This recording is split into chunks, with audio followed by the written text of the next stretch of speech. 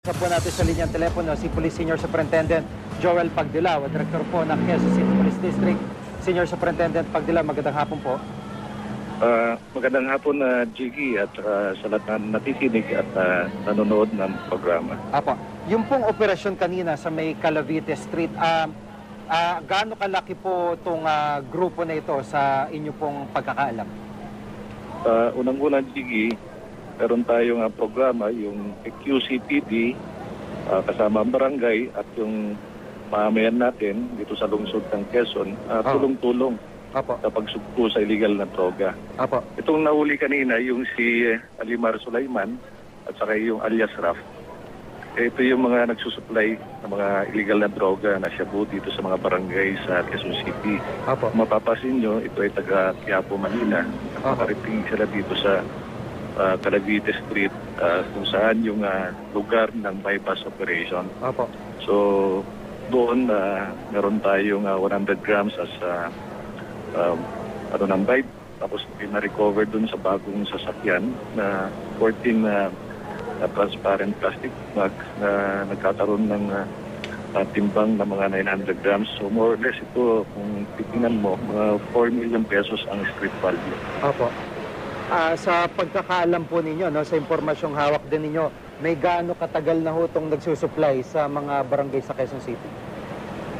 Bali, nung Monday kasi, Jiggy, kung maalala nyo, meron tayong nahuli na dalawang suspects din. Apo. Ito yung mga tubong sulo. Isa dito, isang PO1, Muawarin, naka-assign sa Rodriguez Police Station sa Rizal. Apo. At may kasama rin siyang si Mr. Mundalo na nakatira sa Pulyat. So ito yung mga follow-up operations natin na nagsusupply din sa mga barangay natin. So itong nahuli kanina, ito yung parte ng pagigting natin sa paghuhuli sa mga pagsusupply ng illegal na droga dito sa Quezon City. Opo. Meron na ho ba kayong impormasyon kung saan po mismo yung source ng droga nito mga na-aresto ninyo, kung saan po nanggagaling? Bali ito kanina, parte ito ng tinatanggap natin investigation para doon sa mga susunod na follow-up natin.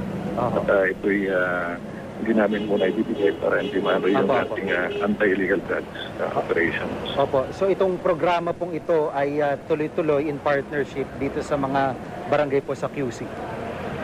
Tama yan. At saka ito yung crime prevention program din natin at saka crime reduction. Kasi alam natin na yung mga gumagamit na droga, ito rin yung nagpapataas ng mga kaso ng mga robbery and theft sa Quezon City. Apo. Ito yung order ng ating no less than Secretary ng Interior and Local Government, si Maruas, and Quezon City Mayor Herbert Bautista, yung i-reduce yung crime.